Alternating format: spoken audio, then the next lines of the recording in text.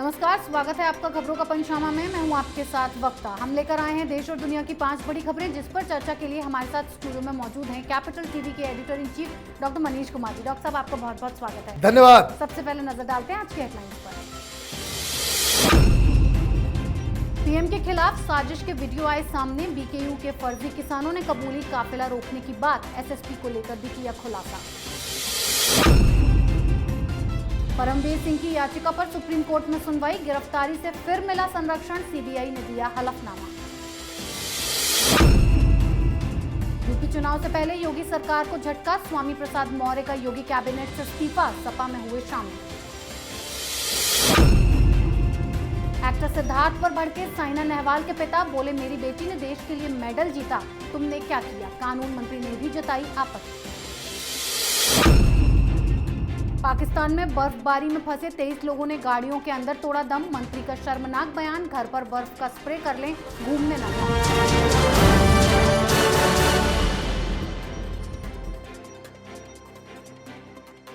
सबसे पहले बात बेनकाब हुई चन्नी सरकार पर। पंजाब में पीएम मोदी की सुरक्षा में चूक पर फर्जी किसानों की साजिश का खुलासा हुआ है, जिसमें चन्नी सरकार के झूठ की पोल खुल गई है। दरअसल बीकेयू नेता का प्रदर्शनकारियों को उकसाते और पीएम का काफिला रोकने की अपील करते हुए एक वीडियो वायरल हो रहा है, जिसमें वो कह रहा है कि कृषि कानून पर केंद्र सरकार के बीच लिखित कोई समझौता नहीं हुआ है और ना ही लखीमपुर खीरी मामले का हिसाब हुआ है। इसीलिए आंदोलन अभी जारी है और पीएम के रूट की जानकारी भी उन्हें एसएसपी ने दी थी, इसीलिए उन्होंने पीएम का काफिला रोका। सर, पीएम के काफिले की साजिश के सबूत सामने आए हैं, तो क्यों चन्नी सरकार अभी तक झूठ बोल रही है? देखिए, आज जो खुलासा हुआ है, आज जो वीडियो एक नया आया है, ये दरअसल बीकेयू क्रांतिकारी का एक लीडर उसमें साफ साफ बोलता हुआ नजर आ रहा है कि प्रधानमंत्री के कार्यक्रम में विघ्न डालना है, सारे लोग आ जाओ। और ये वीडियो बाकायदा लाइव किया गया था। प्रधानमंत्री तब तक बठिंडा एयरपोर्ट पहुंचे भी नहीं थे। उसके पहले ही लोगों को इकट्ठा करने की कोशिश की जा रही थी। चन्नी की तरफ से क्या कहा गया कि हमें इसके बारे में कोई जानकारी नहीं थी, अचानक से सब कुछ हुआ, सारा कुछ हुआ। अब ये बीकेयू क्रांतिकारी जो संगठन है, ये बेसिकली नक्सली आउटफिट है। ये वही आउटफिट है कि जिसको यूपीए की सरकार ने 2014 फरवरी के महीने में बैन कर दिया था, इनके लिंक्स खालिस्तानी और नक्सलियों की वजह से। अब बड़ा सवाल यह है कि संगठन बैन किया हुआ है और उसके नेता खुलेआम प्रधानमंत्री के कार्यक्रम को रोक रहे हैं, सड़क पे जाम लगा रहे हैं। दूसरी तरफ इसी संगठन का रिश्ता नक्सलियों के साथ साथ खालिस्तानियों से भी है और इस पूरी घटना की जिम्मेदारी वो सिख फॉर जस्टिस ले रहा है। मतलब खालिस्तानी ऑर्गेनाइजेशन इसकी जिम्मेदारी ले रहा है और ग्राउंड पे ये नक्सली काम कर रहे हैं। ये सारे लोग हैं कौन?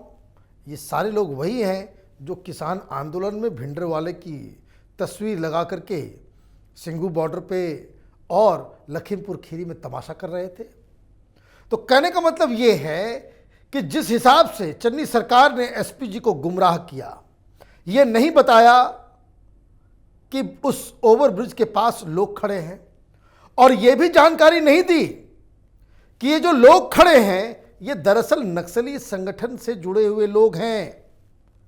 कहने का मतलब ये है कि आपने इस तरह का एक प्लान पहले से तैयार कर रखा था कि प्रधानमंत्री मोदी को इन नक्सलियों के सामने इसी तरीके से फंसा देना है। और ये मत भूलिए, यही नक्सली कुछ दिन पहले जो जेएनयू के अंदर से प्रधानमंत्री मोदी की हत्या की साजिश में वो रोना विल्सन जो सलाखों के पीछे है, उस पर इन्वेस्टिगेशन चल रहा है। मतलब साजिश कितनी खतरनाक थी, ये सोच के भी अंतरात्मा कांप उठती है। जी डॉक्टर साहब, अगली खबर वसूली गैंग पर। मुंबई के पूर्व पुलिस कमिश्नर परमबीर सिंह को मिला गिरफ्तारी से संरक्षण जारी रहेगा। सुप्रीम कोर्ट ने सुनवाई के दौरान ये बात कही। परमबीर सिंह बनाम महाराष्ट्र सरकार मामले पर सुनवाई करते हुए सुप्रीम कोर्ट ने चिंता जताई। शीर्ष न्यायालय ने कहा कि महाराष्ट्र में बहुत परेशान करने वाली तस्वीर है, जहां परमबीर सिंह को अपनी ही पुलिस बल पर भरोसा नहीं है और राज्य सरकार को सीबीआई पर भरोसा नहीं है। कोर्ट ने महाराष्ट्र सरकार को 3 हफ्ते में सीबीआई के हलफनामे पर जवाब देने को कहा है, तो वहीं दूसरी तरफ सीबीआई ने सुप्रीम कोर्ट में हलफनामा दाखिल करते हुए कहा कि अगर कोर्ट परमबीर सिंह के खिलाफ मामलों की जांच उसे देता है तो वो जांच अपने हाथ में लेने को तैयार है। डॉक्टर साहब, उद्धव सरकार क्यों परमबीर के खिलाफ जो सीबीआई जांच होने वाली है उससे डर रही है? देखिए, अजीबोगरीब स्थिति है। हकीकत क्या है? हकीकत दिन के उजाले की तरह साफ है कि महाराष्ट्र के अंदर ये अनिल देशमुख जो सलाखों के पीछे है अर्थर रोड जेल के अंदर, वो पुलिस वालों के जरिए उगाही का काम कर रहा था। प्लेन इस उगाही में पुलिस वाले इन्वॉल्व थे। ये तो बकायदा जो आरोपी है सचिन वाजे, वो तो कबूल कर चुका है। जिन लोगों ने पैसे दिए वो भी कह रहे हैं कि हमने पैसे दिए, ये वसूली किया करता था। सचिन वाजे परमवीर सिंह को रिपोर्ट किया करता था डायरेक्ट। पैसा कहां जा रहा था? पैसा अनिल देशमुख के इशारे पे हो रहा था। दूसरी तरफ एक और केस जो साथ में चल रहा है कि किस तरह से खुला खेल फर्रुखाबादी, वहां पे पैसे दो और मनचाहा पोस्टिंग पाओ। ये महाराष्ट्र सरकार की जो सीआईडी की जो चीफ थी रश्मि शुक्ला, उसने अपनी रिपोर्ट में बताया। लेकिन जब जांच की बात आती है तो महाराष्ट्र की सरकार को सीबीआई पे भरोसा नहीं, परमवीर सिंह को महाराष्ट्र की पुलिस पे भरोसा नहीं। हर जगह जांच सारे लोग अपने अपने हिसाब से कर रहे हैं। और इसीलिए सुप्रीम कोर्ट में जब इसकी सुनवाई शुरू हुई तो सुप्रीम कोर्ट ने उनसे कहा था कि आप ये बताएं सीबीआई, क्या आप इस केस को लेने में इच्छुक हैं? तो सीबीआई ने आज हलफनामा में कह दिया कि अगर आप तय करेंगे कि भाई इसकी जांच की जाए तो हम जांच करेंगे। लेकिन जैसे ही इस बात को कहा गया तो परमवीर सिंह की तरफ से यह साफ साफ कह दिया गया कि अगर सीबीआई जांच कर रही है तो वो जो महाराष्ट्र की पुलिस, मुंबई पुलिस जो जांच कर रही है उसको बंद कर देना चाहिए। सीबीआई की तरफ से कहा गया कि भाई हमें कोई दिक्कत नहीं है, लेकिन कोर्ट की तरफ से ये कहा गया कि भाई वो जांच चलने दिया जाए, लेकिन उसमें कोई चार्जशीट दायर नहीं होगा। तो एक रिलीफ, गिरफ्तारी नहीं होगी, ये भी एक रिलीफ परमवीर सिंह को मिला है। चारों तरफ से महाराष्ट्र की सरकार की फजीयत हो रही है। महाराष्ट्र की सरकार इस पूरे केस के ऊपर लीपापोती इसलिए करना चाह रही है कि उनका गृह मंत्री जो अब नहीं है वो जेल के अंदर है, और अगर इस सारे केसेस में वो फंस जाता है, उसको सज़ा मिल जाती है, ये प्रूव हो जाता है कि गृह मंत्री ही उगाही का धंधा करवा रहा था, तो ये बहुत बड़ी शर्मनाक स्थिति पैदा हो जाएगी। जी डॉक्टर साहब, अगली खबर यूपी में बीजेपी को लगे झटके पर। चुनावी सरगर्मी के बीच योगी सरकार में मंत्री स्वामी प्रसाद मौर्य ने अपने पद से इस्तीफा दे दिया है। स्वामी प्रसाद मौर्य ने राज्यपाल आनंदीबेन पटेल को भेजे अपने इस्तीफे में कई आरोप लगाए हैं। इसके साथ ही स्वामी प्रसाद मौर्य ने बीजेपी का साथ छोड़कर समाजवादी पार्टी ज्वाइन कर ली है। अखिलेश यादव ने ट्वीट कर उनका स्वागत किया है। सर, किस वजह से स्वामी प्रसाद मौर्य ने बीजेपी को अलविदा कहा है? देखिए, एक वजह तो मौर्य साहब खुद बता रहे हैं कि विपरीत परिस्थिति और विपरीत विचारधारा के बावजूद हमने अपना काम किया। भाई, विपरीत विचारधारा में आपको ज्वाइन करने के लिए किसने कहा था भारतीय जनता पार्टी ज्वाइन कर लो? कोई आपको इनविटेशन तो नहीं दिया था। दूसरी तरफ आप ये भी कह रहे हो कि जिस तरह से दलितों, पिछड़ों, मुसलमानों, युवाओं, बेरोजगारी, लघु और मंझले उद्योगपतियों के साथ जो बर्ताव हो रहा है उससे क्षुब्ध होकर आप इस्तीफा दे रहे हो। तो इस्तीफा तभी जब दिल्ली में टिकट के ऊपर बातचीत हो रही है, उसके पहले नहीं। अचानक से ज्ञान चक्षु आपके खुल गए। देखिए, ये सब इस तरह के लीडर हैं जो जाति के नाम पे जनता को बेवकूफ़ बनाते आ रहे हैं। हकीकत क्या है ये भी समझ लीजिए। भारतीय जनता पार्टी की तरफ से इनकी पुत्री सांसद है। मौर्य साहब इस फिराक में थे कि उनको बेटे को भी उनको टिकट मिल जाए। मौर्य साहब खुद भी चुनाव लड़ना चाह रहे थे। भाई ये काम तो भारतीय जनता पार्टी के जो अध्यक्ष रह चुके हैं राजनाथ सिंह, ये तो उनके साथ भी नहीं हो सकता।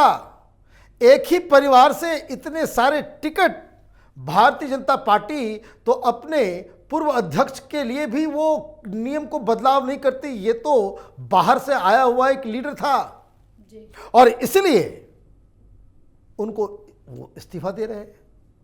एक ओबीसी लीडर हैं, पॉपुलर लीडर हैं, लेकिन चुनाव के ऐन वक्त जब आप इस तरह की उठापटक, इस तरह की चालबाजी आप करते हैं तो जनता का समर्थन तो जाता है और एक लीडर की साख के ऊपर भी बड़ा सवाल उठता है। वैसे मैं आपको बता दूं कि भारतीय जनता पार्टी ज्वाइन करने से पहले ये बीएसपी में थे, बीएसपी ज्वाइन करने से पहले वो आरएलडी में थे। अब ये कहा जा सकता है कि हर घाट का पानी मौर्य साहब ने पी लिया है। जी डॉक्टर साहब, अगली खबर एक्टर सिद्धार्थ की करतूतों पर। साइना नेहवाल पर विवादित पोस्ट करके अभिनेता सिद्धार्थ बुरे फंस गए हैं। आलोचना के बीच साइना के पिता ने भी अभिनेता पर पूरा निशाना साधा है, तो वहीं कानून मंत्री किरेन रिजिजू ने साइना नेहवाल पर सिद्धार्थ की आपत्तिजनक टिप्पणी की निंदा करते हुए कहा है कि इस तरह की टिप्पणी व्यक्ति की असभ्य मानसिकता दर्शाती है। इसके बाद राष्ट्रीय महिला आयोग ने भी सिद्धार्थ के बयान को शर्मनाक बताते हुए ट्विटर इंडिया को पत्र लिखकर एक्टर के ट्वीट को बैन करने की मांग की है और इसी के साथ महाराष्ट्र सरकार से एक्टर सिद्धार्थ के खिलाफ मामला दर्ज करने के लिए भी कहा गया है। सर, ऐसे लोगों के खिलाफ कोई कार्रवाई नहीं होनी चाहिए क्या? देखिए, कार्रवाई तो होनी चाहिए, लेकिन कार्रवाई करेगा कौन? कार्रवाई कौन करेगा? ये अपने आप को बहुत ही लिबरल, सेकुलर और टुकड़े टुकड़े गैंग का एक स्पोक्स पर्सन समझता है। इसने जो बेहुदा टिप्पणी की है वो वाकई में शर्मनाक है। क्यों किया ये भी समझ लीजिए। ये हिंदुस्तान में जो टॉलरेंस गैंग है, इंटॉलरेंस चिल्लाने वाले लोग, ये जो अवार्ड वापसी गैंग है, ये जो लेफ्ट लिबरल कबाल है, जो अपने आप को सारे ज्ञान का केंद्र समझता है, ये इसलिए भड़क उठा क्योंकि साइना नेहवाल के पैर की धूली के बराबर नहीं है ये थर्ड क्लास एक्टर। दूसरी बात ये कि एक महिला है, इतनी बड़ी आइकन है और उन्होंने प्रधानमंत्री की सुरक्षा को लेकर के एक ट्वीट उन्होंने कर दिया। दूसरी दिक्कत क्या है कि साइना नेहवाल ने बाकायदा भारतीय जनता पार्टी को ज्वाइन किया था, तो एक तो भारतीय जनता पार्टी की और दूसरा वो एक महिला। आपने अपने जिसको कह सकते हैं कि किस तरह से आपकी नर्चरिंग हुई है, आपका लालन पालन किस तरीके से हुआ है, आपकी सोच किस तरीके से है, आपकी कंपनी, आपका सर्किल और किन तरह के लोगों के साथ आप उठते बैठते हो, सबका परिचय सिर्फ एक ट्वीट के जरिए आपने दे दिया। बहुत ही शर्मनाक है और ऐसे शख्स को बाकायदा ट्विटर से तो बैन करना ही चाहिए। सलाखों के पीछे कुछ दिन इनको भेजा जाना चाहिए। जी डॉक्टर साहब, आखिरी खबर बेहाल पाकिस्तान पर। पाकिस्तान का मशहूर पर्यटन स्थल मरी इस समय काफी चर्चा में बना हुआ है और इसके पीछे की वजह बेहद दर्दनाक है। यहाँ भारी बर्फबारी के चलते अपनी गाड़ियों में फंसे पर्यटकों की ऑक्सीजन, खाना और पानी की कमी से मौत हो गई है। इमरान की सरकार लोगों को बचाने में नाकाम साबित हुई है। लोग घंटों तक फंसे रहे, लेकिन उन्हें यहाँ से निकालने की ना तो कोशिश की गई और ना ही ट्रैफिक को लेकर कोई चेतावनी दी गई। इतने पर भी पाकिस्तानी मंत्री शर्मनाक बयान दे रहे हैं। पाकिस्तान के सूचना मंत्री फवाद चौधरी ने कहा है कि जो लोग बर्फबारी का आनंद लेना चाहते हैं उन्हें बर्फ वाला स्प्रे खरीद लेना चाहिए और इसे घर में एक दूसरे के ऊपर छिड़कना चाहिए। सर, पाकिस्तानी पीएम इमरान की नाकामी लोगों पर भारी पड़ रही है, क्या कहेंगे आप? देखिए, ये वाकया हुआ क्या, ये फवाद चौधरी पागल है। इसको क्या बोलना चाहिए, कैसे बोलना चाहिए, उसको जरा सा भी कोई अक्ल नहीं है। 23 लोगों की मौत हो गई है ऑफिशियल, लेकिन जो जानकारी आ रही है कि वहां बहुत सारे लोगों की मौत हो चुकी है ऑलरेडी। हुआ ये, बर्फबारी हुई जैसे हिंदुस्तान में होता है, भाई मसूरी में बर्फबारी हो गई या फिर शिमला में, तो दिल्ली से भाग चलते हैं सारे लोग बर्फ का आनंद उठाने के लिए। तो ये डिस्ट्रिक्ट एडमिनिस्ट्रेशन, वहाँ की पुलिस, सारे लोगों की जिम्मेदारी होती कि कितनी गाड़ियाँ जा रही हैं, कितने लोग जा रहे हैं, उनके लिए यहाँ ऊपर व्यवस्था है या नहीं है। अब हुआ ये कि वहाँ कई सारे लोग वहाँ पहुँचने लग गए, और जिस तरह से हिंदुस्तान में सड़कें हैं, पाकिस्तान में उस तरह की सड़कें नहीं हैं। जब ये गाड़ियाँ ऊपर जाती है तो बर्फबारी और भी तेज हो जाती है। तो ठंड से बचने के लिए एक तो ट्रैफिक जाम हो गया, सिंगल रोड है, मैं तस्वीरें देख रहा था, वीडियोस देख रहा था मैं। तो गाड़ियों को छोड़ के लोग सड़क पे ही वो अलग अलग रेस्टोरेंट और होटल्स में अपनी जान बचाने के लिए घुस गए। तो उससे हुआ ये कि ट्रैफिक जाम 3 दिन हो गए, ट्रैफिक जाम भी क्लियर नहीं कर पाया ये इमरान खान की सरकार। और मैं देख रहा था कि जिस तरह के जो मशीन्स जो रोड को क्लियर करने के लिए लगाए गए थे, वो तो लग रहा था कि कोई पुराना ब्लैक एंड वाइट फिल्म हम लोग देख रहे हैं। उस तरह के मशीन, उस तरह के लोग, हाथ से वहाँ पे वो फावड़ा चलाया जा रहा है, और वहाँ पे हज़ारों गाड़ियाँ जो है उसमें फंसी हुई हैं। लोगों की मौत गाड़ी के अंदर, ऑक्सीजन दम घुटने से लोगों की मौत हुई है। और ये वाहियात आदमी ये कह रहा है कि इतना बड़ा शौक क्या पालना कि बर्फ़ में आप जो है आनंद लेने के लिए आप सारे लोग मरे जा रहे हो। इससे बेहतर इतना पैसा खर्च करने के बजाय तो घर में ही आप जो है स्प्रे ले आते। यही नहीं, एक और इनका बड़बोला मंत्री है, वो गृह मंत्री है वहाँ का, शेख राशिद। उन्होंने कह दिया कि लोगों को अपना कॉमन सेंस इस्तेमाल करना चाहिए। अरे भाई, प्रशासन तुम्हारी, सरकार तुम्हारा, और आप लोगों को अपनी असफलता, अपनी कुव्यवस्था के लिए, जान के लिए लोगों को ही जिम्मेदार बता रहे हो। लेकिन इस घटना से जो पाकिस्तान में हुआ, हिंदुस्तान के लोगों को भी सीख लेनी चाहिए, खास करके दिल्ली और चंडीगढ़ के लोगों को।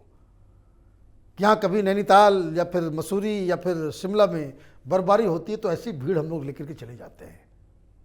थोड़ा सचेत रहने की आवश्यकता है। जी डॉक्टर साहब, इतनी बेहतरीन जानकारी के लिए बहुत बहुत धन्यवाद। धन्यवाद। खबरों का पंचनामा में आज के लिए इतना ही। देश विदेश की बाकी खबरों और उनके सटीक एनालिसिस के लिए देखते रहिए कैपिटल टीवी। हमें लाइक कीजिए, शेयर कीजिए और कैपिटल टीवी को सब्सक्राइब कीजिए। नमस्कार।